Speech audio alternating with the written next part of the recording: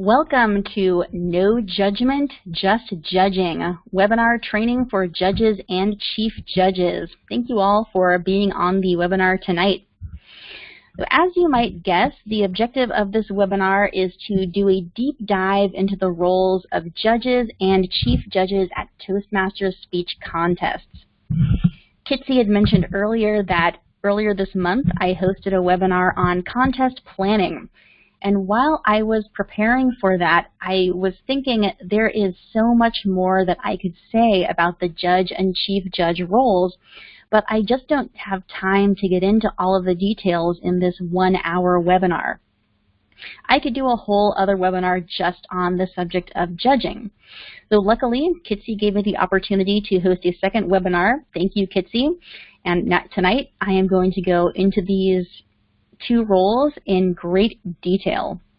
So I have been a chief judge and voting judge many times myself, and I've learned many things the hard way, and I've learned a lot of best practices that can make these roles easier. So as I said, I am going to go into pretty deep level of detail, but the recording and the slide deck will be available afterwards for future use.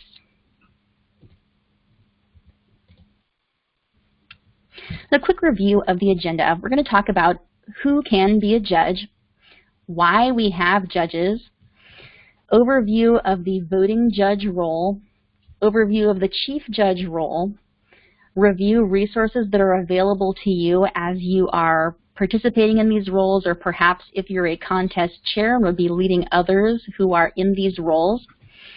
And we'll also have time for Q&A at the end. So why judge? In the Toastmasters speech contest system, the winners are determined by two separate yet equally important groups: the voting judges who cast ballots and rank the contestants, and the chief judges who ensure that protocol is followed. These are their stories.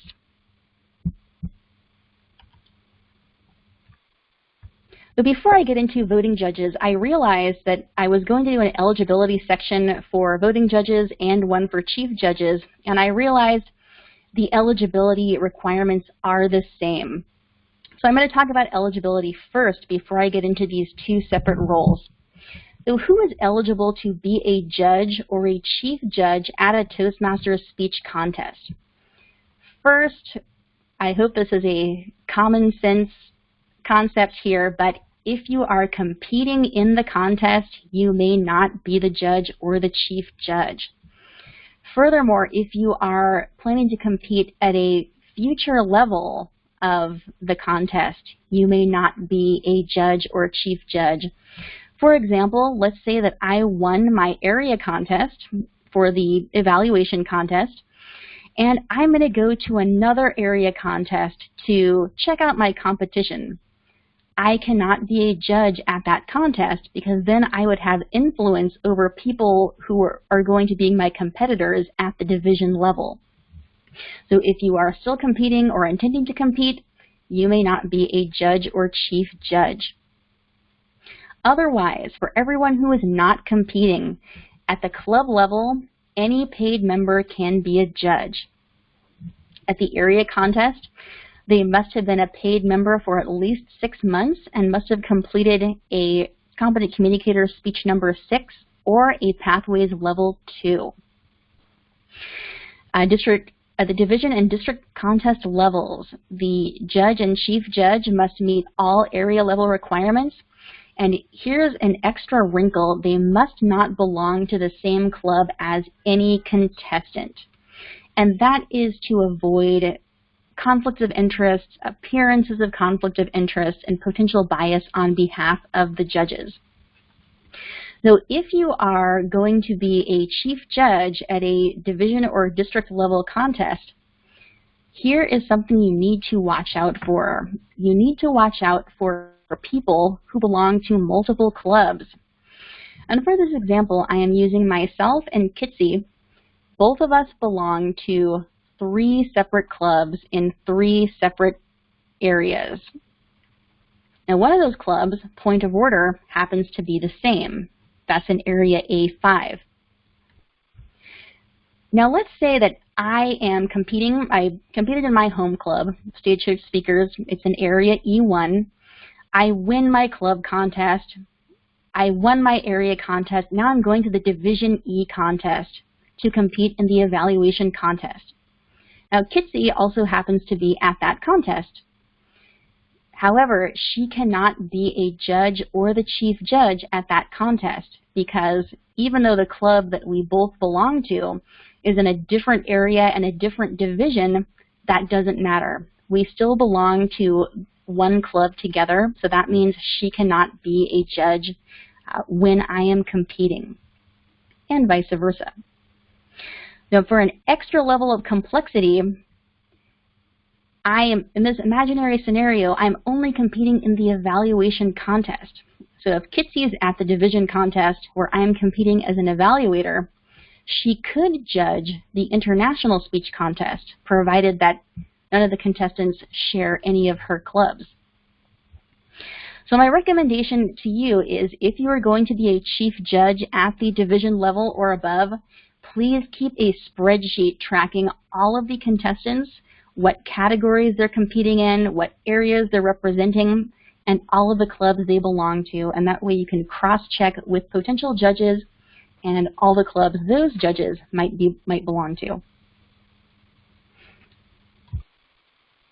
Now, as you're checking eligibility, Toastmasters International has provided an eligibility assistant at the main website. I'll have a link to it later in the resources, but you can actually look up, you can look someone up to find out if they are eligible. And it's not a yes or no answer. It's not that smart of a tool, but what it will tell you is this is me, for example, will tell you what clubs the person actively belongs to right now and if they hold a district office. And you can use that information and analyze it to find out if the person is eligible to be a judge or to be a contestant for that matter. Additionally, when you are a judge at a contest, you must complete a certification of eligibility and code of ethics, where you are giving a written commitment that you meet the eligibility requirements, you will abide by judging protocol, and you will treat contestants fairly. So if it ends up that you have misrepresented any information on this document and people find out about it later, that's going to be on you. So please maintain impartiality as a judge, maintain a high level of ethics and integrity to ensure a positive experience for everyone at the contest. On the subject of impartiality, that is one of the hallmark traits we look for in voting judges. So quickly, how many voting judges do we need?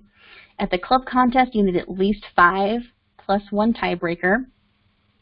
At additional levels, at the area contest, try as best as you can to get equal representation from each club in the area.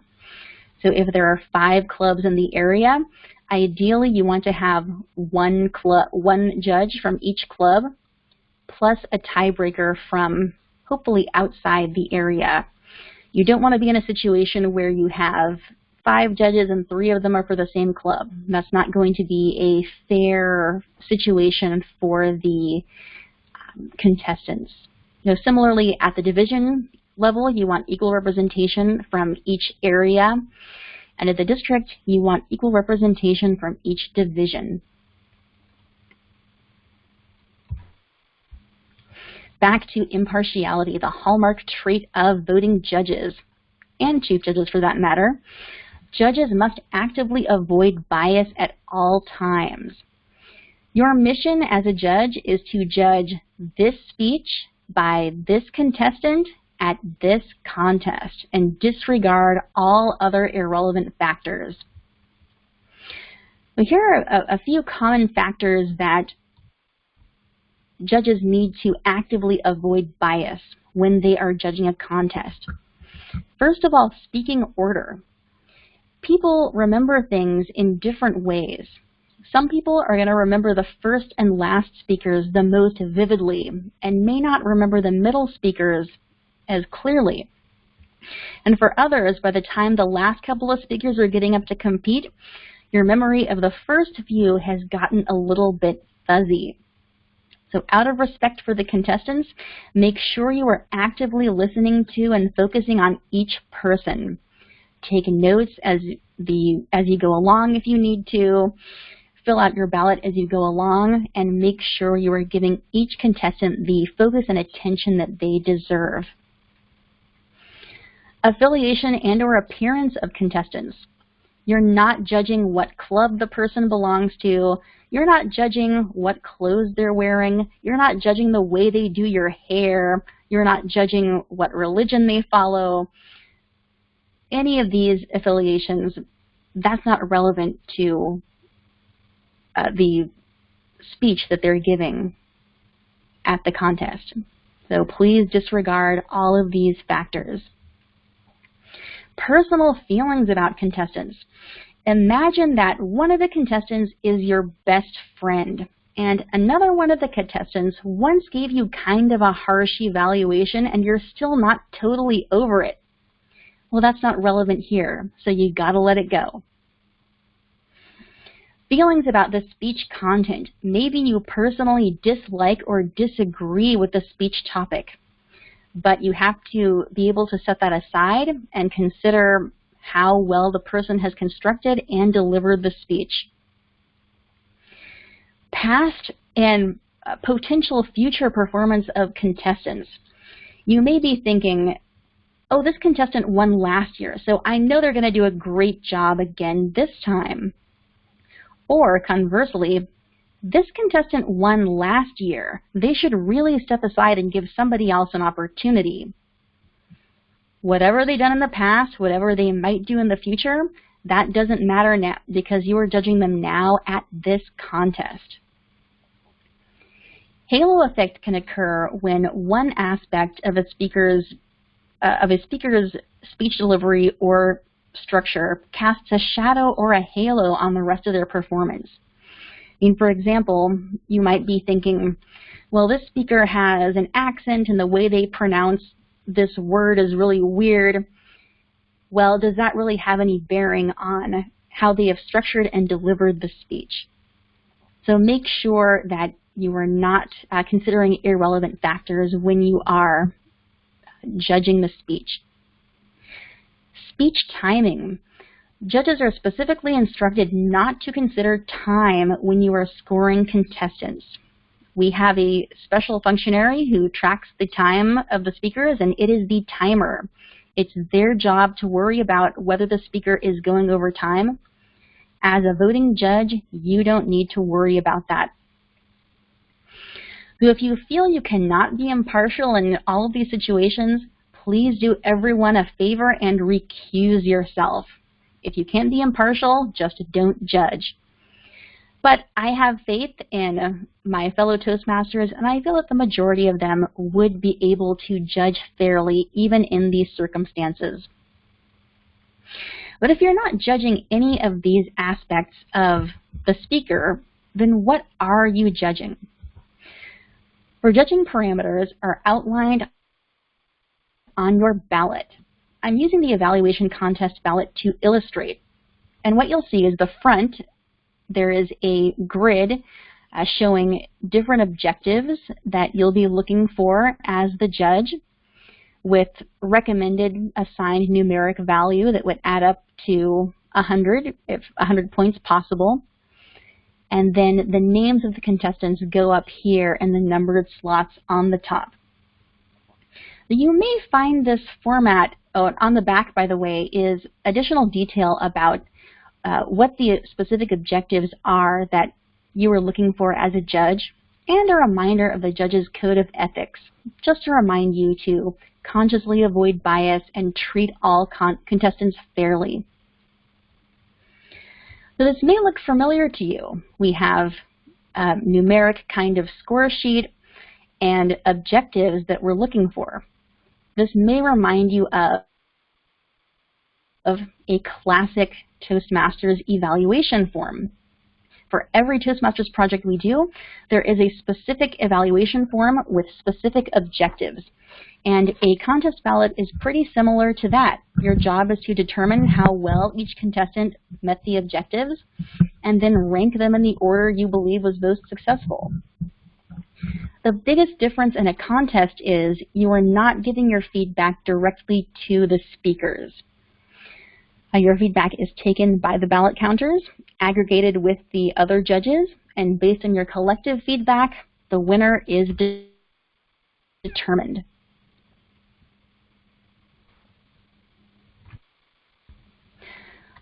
So focusing on the scoring sheet, TI has provided us with a numerical scoring system, rubric here, that you can use or not. The TI is giving us an idea of what objectives we're looking for and what weight these objectives should carry when you are listening to the speaker perform. However, if it helps you, you can go ahead and assign numeric values for each one of these categories for each speaker and then add them up and get a score at the end. But you don't necessarily have to do that. If you'd rather take notes on a separate paper or otherwise analyze the contestants in a different way, that's okay. This part of the ballot is only for your use. No one is going to check it afterward. No one is going to check your work. No one is going to do the math for you. It's just for your use if you need it. Now here's an example of a filled out ballot, and yes, I did use names of Mario Kart characters to illustrate. And this is an example of a person who has used the rubric as has been provided to them.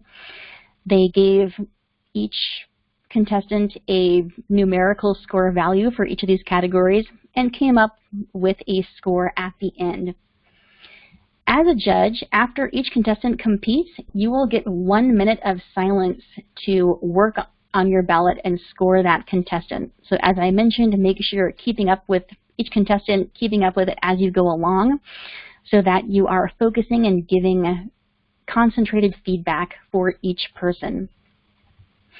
After all the contestants have competed, you'll get additional time to finalize the ballot, check your math, make sure you have all your numbers added up, and get your final score.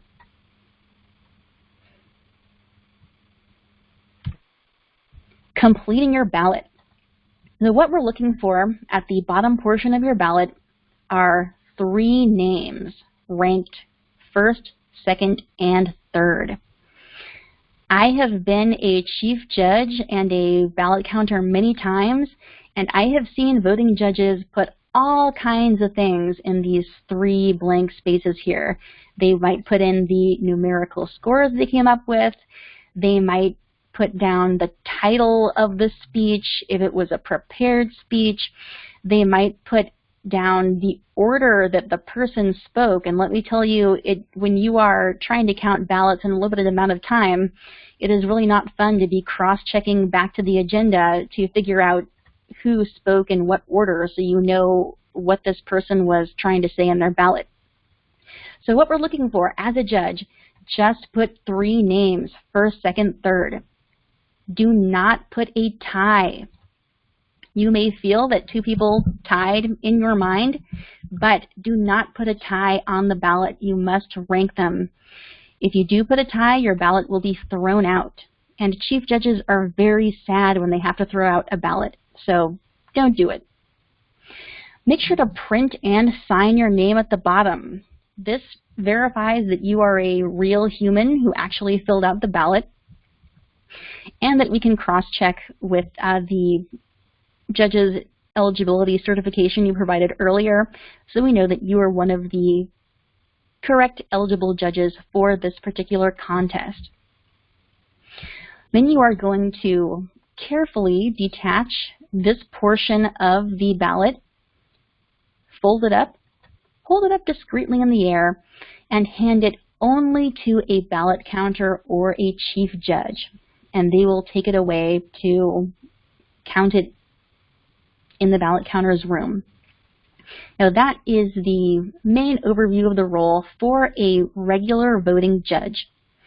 But you may have noticed earlier when I was giving the requirements of how many judges are needed, we needed multiple voting judges plus a tiebreaker.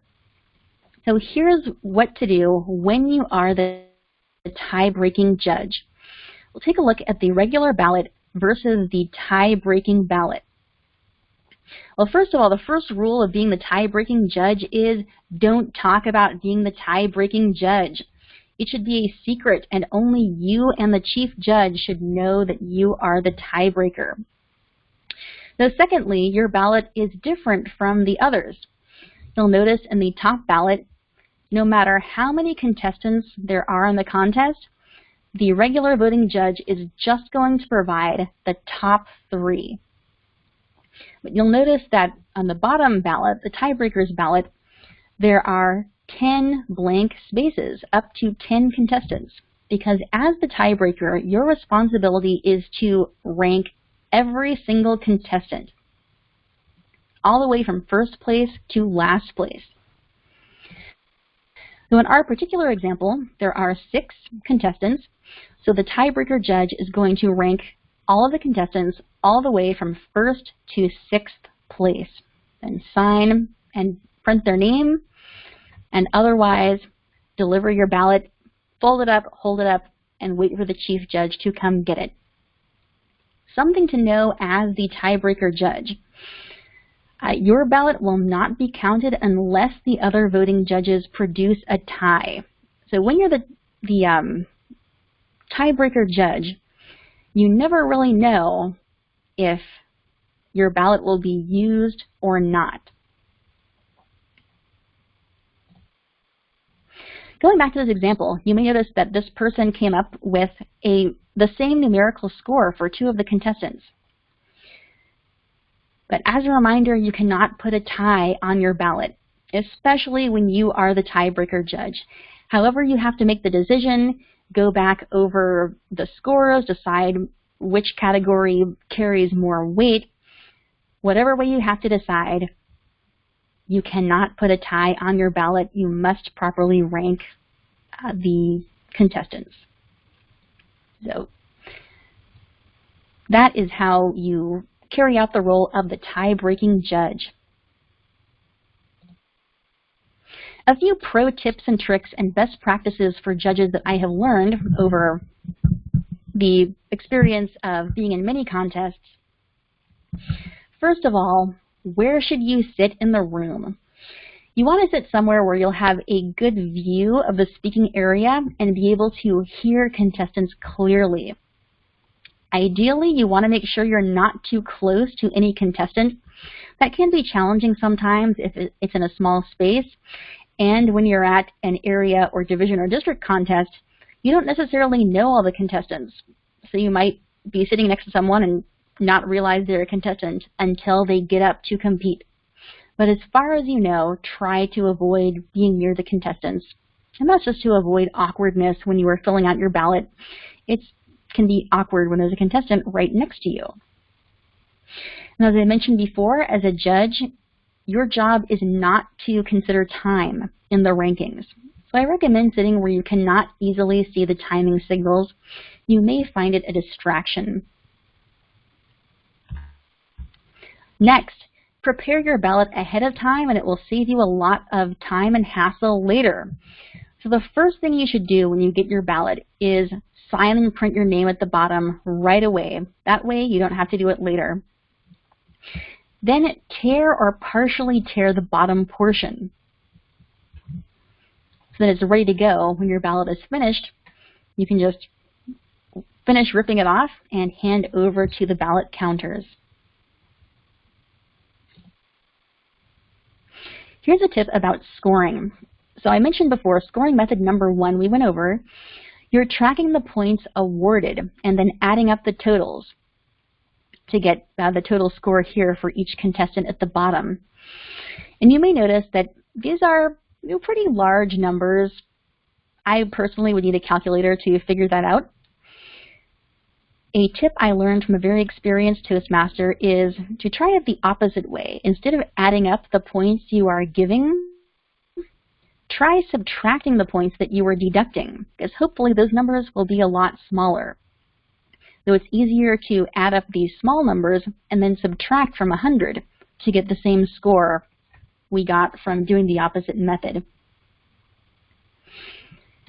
Very important information for judges. Handling sensitive information. After you have turned in the bottom section of your ballot, you are left with the top, which may or may not have very detailed, a lot of details on how you scored these contestants. This ballot half should be treated as highly sensitive information for your eyes only, and it must be disposed of responsibly.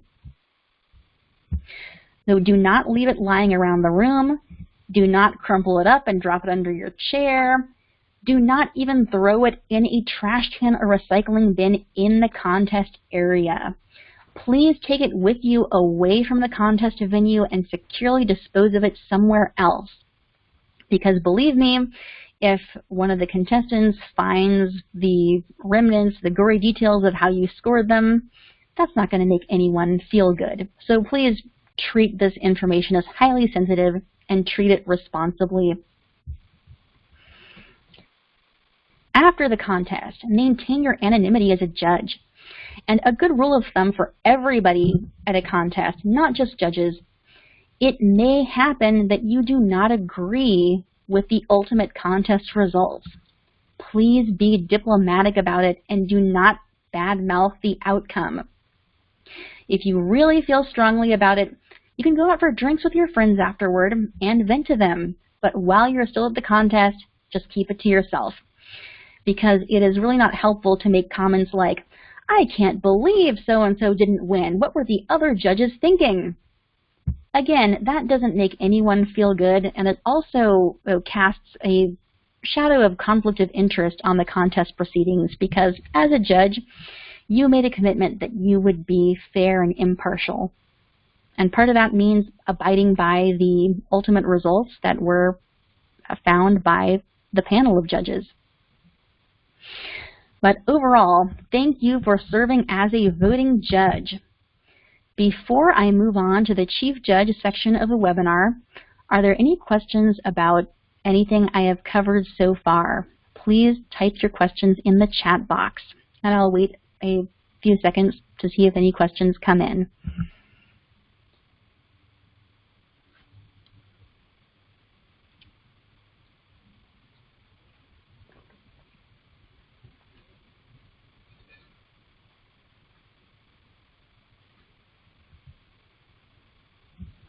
Okay, seeing nothing yet, I am going to move on to Chief Judge, one judge to lead them all. When I first got into contests, I was competing. So that was my perspective on what contests were like. I didn't have a behind-the-scenes view of what it was like for the functionaries. And my perception of the Chief Judge was that this is the coolest, best, cushiest job in the contest. You just stand up, you wave around the rule book, you make a joke about how boring it is, and then you sit back and enjoy the rest of the contest. Well, the next time contest season came around, I had my chance to be a Chief Judge myself for the first time. And that was when I learned that the Chief Judge is the hardest working person at the contest. But I didn't know that because it all happens behind the scenes.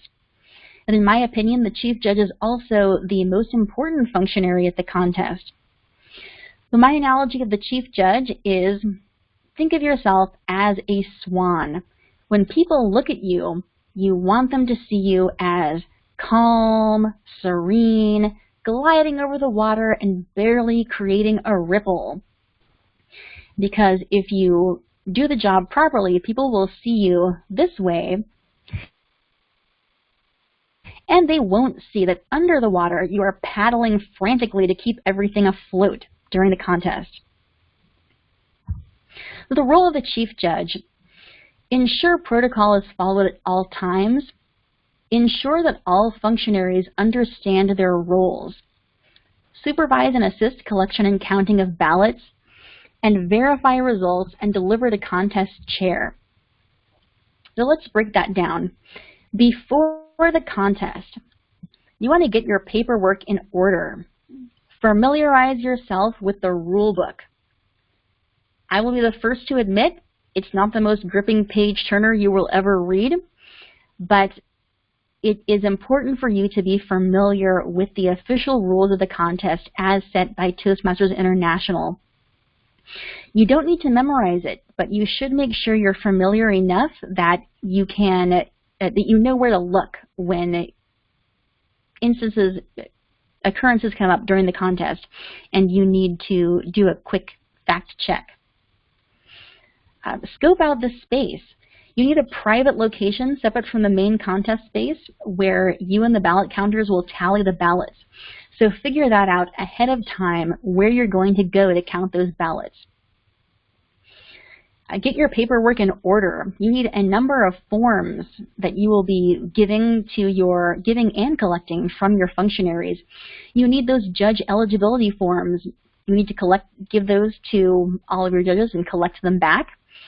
You will need ballots for each contest category there is, at least one for each judge. You need at least one tie-breaking ballot per contest category for your tiebreakers. You need time record sheets for your timers. You need ballot counters tally sheets for your counters and for you.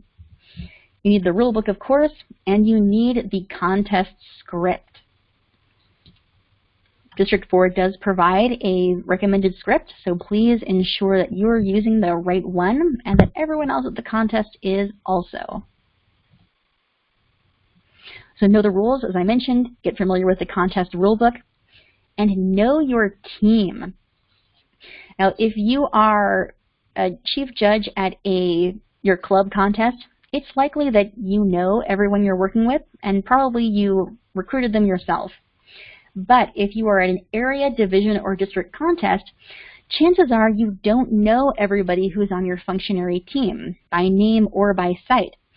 So ask the contest chair to give you a list of functionaries ahead of the contest. You may also need help from registration volunteers to confirm who has or hasn't shown up yet at the actual day of the contest. Chief Judge is also responsible for briefing functionaries. So coordinate with the contest chair or whoever is the main contact for all functionaries and volunteers. Ask them to show up early. In my experience, the most common reason why Toastmasters contests start and run late is because key contestants and functionaries do not show up on time, and that delays the briefings. Plan at least 15 minutes to brief all your functionaries. You may think it won't take that long, but believe me, people will have questions. People may be showing up at different times, so make sure you at least have that time. And you can also brief in stages. Let's say all the timers and ballot counters are in the room already, but you're still waiting on one or two judges. Just go ahead and brief the timers and ballot counters, and you can do the judges when the rest of them get there. And the briefings you're responsible for are the functionaries that you are working with during the contest, who are the voting judges, including the tiebreaker, the timers, and the ballot counters. Now, typically, the contest chair or Toastmaster handles briefing the contestants, which I support because it makes life more efficient for all of you. But make sure that you are on the same page in terms of the information you are giving. So make sure that you're all using the same briefing script. There is one available that I will link in the resources page. But you want to make sure that you're all on the same page regarding the information that you're giving out. Working with the tie-breaking judge. I mentioned before, ideally, the only two people who know the identity of the tie-breaking judge should be the chief judge and the tie-breaking judge themselves. Now, if possible, the tiebreaker should be from outside the population that is competing in this contest. So if it's a club contest, the tiebreaker should be from outside the club. If it's an area contest, the tiebreaker should be from outside the area, and so on. Or at least should be someone who doesn't share a club in common with any contestant. And again, this is where it's helpful to get a list of functionaries and guests and just attendees in general from the contest chair, because that can help you identify potential tie-breaking judges. So if possible, give the tiebreaker a separate one-on-one briefing to help maintain their anonymity. That way, they don't even see the other judges together, so the other judges don't see them. Or if the person is an experienced judge, they've been in many contests before, they can waive the briefing. But that's general tips for working with the tiebreaker judge. During the contest, you need to remain in the room during competition so that you know that protocol is being followed. You're also going to brief the audience. Again, I recommend following the contest script provided by District 4. In this case, you're just going to stick to the highlights. As opposed to when you are briefing your functionaries, you do want to make sure they have all the details they need. But the audience didn't come here to listen to you, frankly, so they don't need all those details. So you'll stick to the highlights and follow the script. What you will want to do is introduce the timers. Point out where they are in the room and ask them to quickly demonstrate the timing signal.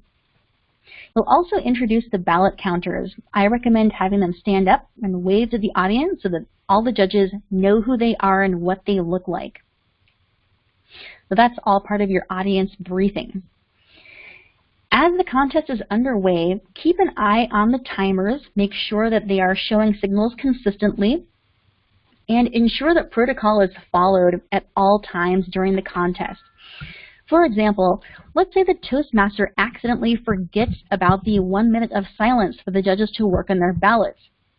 If that happens, please feel empowered to interrupt and say something before the next contestant takes the stage. Similarly, if the audience starts to get restless and talkative during the minute of silence, now ideally the Toastmaster should be the one to remind them to keep quiet, but if that doesn't happen, please feel empowered to speak up. You want to make sure the judges have the best ability to do the best they can to create the fairest possible environment for the contestants. After all contestants have competed, it is time to collect the ballots. And you will work with the ballot counters to walk around the room and pick up all the ballots that the judges are holding up. As the chief judge, you should personally collect the tie-breaking ballot, because hopefully only you know who the tie-breaking judge is, and keep it separate from the others. Put it in your pocket, put it in a different folder, a different envelope, somewhere where you can easily find it, but that it won't get mixed up with the other ballots.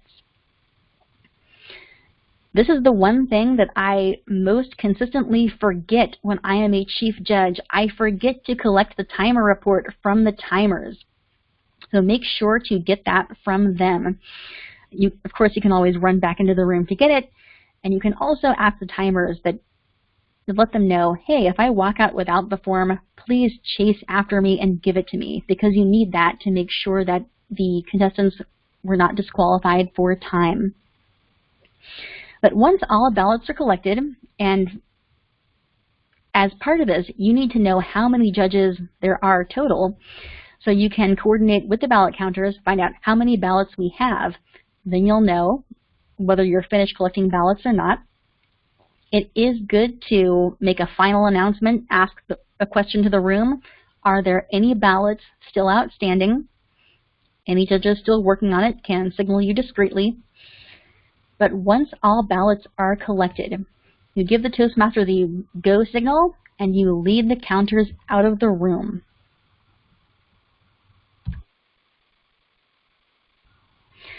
On to ballot counting protocol. Why is the ballot counting protocol not like Las Vegas? Well, you may have heard the saying, What happens in Las Vegas lives on social media forever. Now, what happens in the ballot counting room must stay in the ballot counting room. It should be a place of great confidentiality. So make sure that you and the ballot counters are aware of this. So ballot counting protocol. First of all, quickly review the timer sheet to make sure that everyone spoke within the qualifying times. When I'm a timer, I like to put a little symbol, just a little visual symbol to show whether or not the speaker was within time. In this case, we're using the evaluation contest as the example. Contestants must speak between 1 minute and 30 seconds and 3 minutes and 30 seconds. So all contestant qualified. You may notice that Yoshi here clocked in exactly at 3 minutes and 30 seconds, the maximum time. But that's okay because the maximum time is still within time. If he had gone 1 second over, then he'd be disqualified. Likewise, if you clock in exactly at 1 minute 30 seconds, the exact minimum time, you're okay. But if you only made it to 1:29, you are disqualified. Ballot counter's tally sheet is the form you use to input, first of all, the names of contestants along the top, and then how the judges ranked them.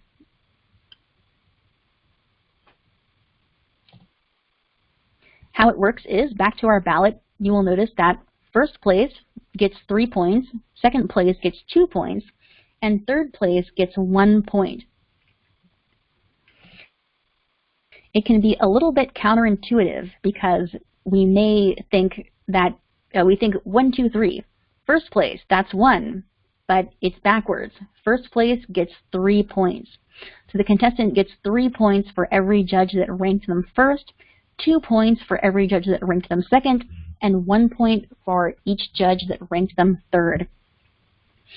So my recommended process for counting ballots is to have one person read out the results from each ballot one at a time, and the other person records the results on the sheet. Then when you're done, you switch, have the first person record while the other person reads, and double check afterward. As chief judge, you should have at least one ballot counter, so you have minimum 2 people counting ballots to keep each other honest. So if so, please do the read and record method with them. If you are fortunate to have more than one ballot counter, you can supervise them while they are doing the reading and recording. In this example, we have a clear first, second, and third winner. We have first is Yoshi, second is Daisy, and third is Toad. So we do not need the tiebreaker's ballot. So you're not including the tiebreaker's ballot in this preliminary count. We found that the other judges did not produce a tie, so we don't need it. And throughout this process, be mindful of the time. Don't rush through it. Take the time you need to double check the numbers and make sure everything is right. But that said, once you have the results confirmed, don't hang around gossiping. The rest of the contest is waiting on you, so prepare the results and get out of there. So finalizing the results, you can enter at the bottom of the counter's tally sheet, first, second, third. I like to add a note, no disqualifications for time, and that you will detach that from the results, from the counting portion, and this is what you will give to the contest chair. Toastmasters does recommend that you use a separate sheet of paper for this, but you can also use just the bottom section of this counter sheet. If you do use a separate piece of paper, please make it very clear who was first, second, and third for the future convenience of the contest chair when they're reading out the winners. So this was a smooth, no hiccup scenario for counting ballots, but the road is always not so smooth. So now I'm going to review 2 alternate scenarios that chief judges commonly encounter. First of all, time disqualification. So in this scenario, our contestant Toad exceeded the time. It was only by 1 second, but that doesn't matter. Whether you go over by 1 second or 1 minute, you're still disqualified. So because this contestant was disqualified, you don't count their votes. If you already did, just cross them out. If you haven't counted yet, you can just disregard any votes that this contestant received. Now, being disqualified means the contestant will not and cannot place. Let's imagine this were a contest with only 3 contestants. If Toad disqualifies, this doesn't automatically make him 3rd place. It means he doesn't place at all, and there will only be a 1st and 2nd place winner announced.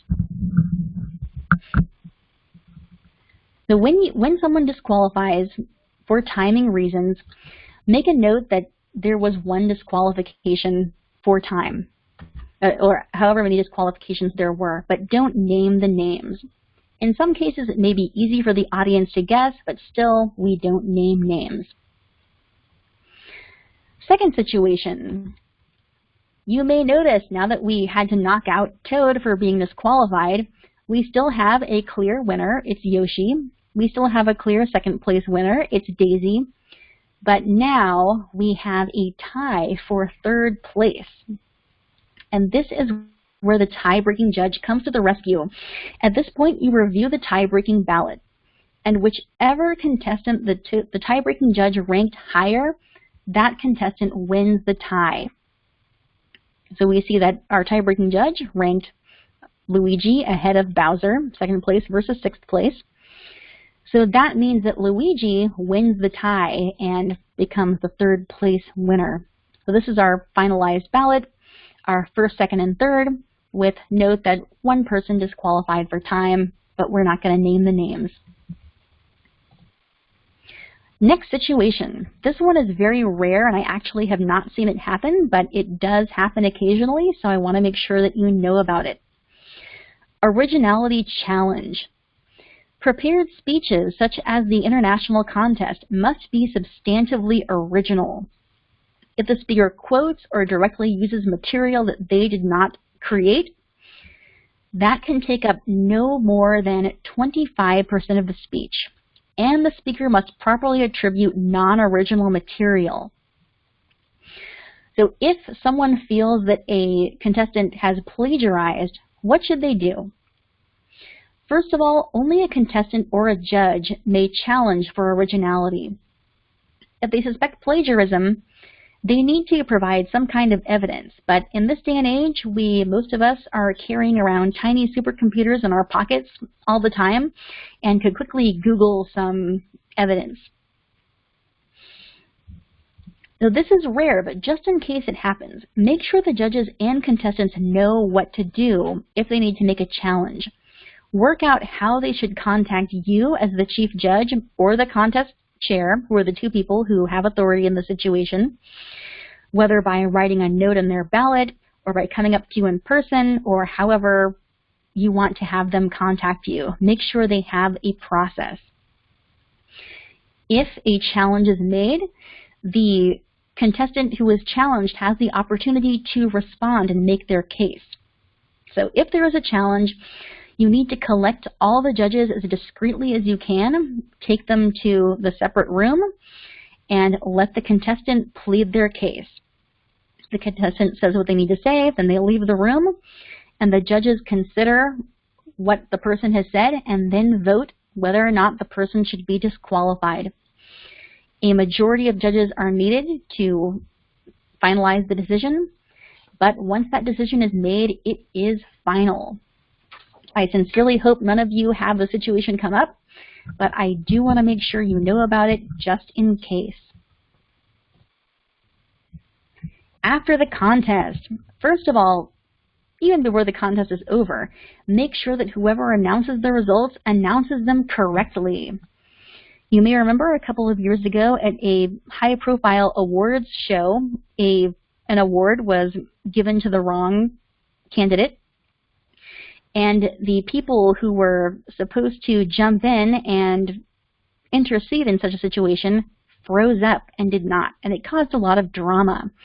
So as the chief judge, you are the authority on who the first, second, and third place winners are.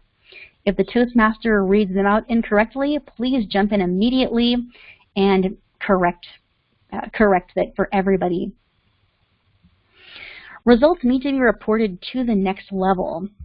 So work out with the contest chair who is going to do this. As chief judge, please take responsibility for all completed ballots, timer reports, ballot counter sheets, judge eligibility forms. Back to that idea of handling sensitive information. Take it away from the contest. Don't throw it away yet. Hold on to it until the next level contest is complete. So if it's a club contest, wait until the area contest is over. If it's an area contest, wait until the division contest is over, and so on. After that, you can have them securely destroyed. And finally, thank your functionary team. They have been working hard behind the scenes to support you as the chief judge and to support the contest, so make sure to recognize them accordingly. And of course, do it in a discreet way. The contest is over, so you can thank them in person, away from the contest venue, or thank them in some kind of virtual way, one-on-one. At this point, are there any questions? And please go ahead and type in the chat box if you have any questions. I'll pause to see if any show up.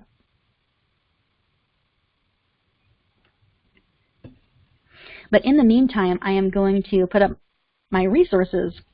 If you are a contest chair, if you are a contest judge, if you are a contest chief judge, please check out the resources at D4TM. The contest resources page includes briefing scripts, includes contest scripts, includes every form that you would possibly need in your contest, includes a link to the rule book, additional tutorials from Toastmasters International, and a link to that eligibility tool.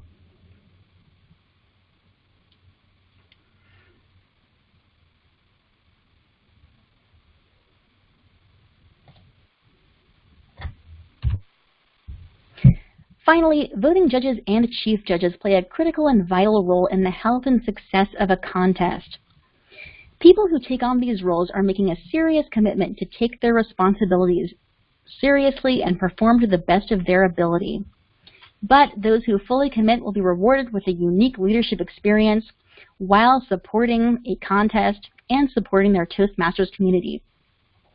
So if you have the chance to participate in a contest this season, I wish you the best in your future judging endeavors, and I hope to see you at a contest soon.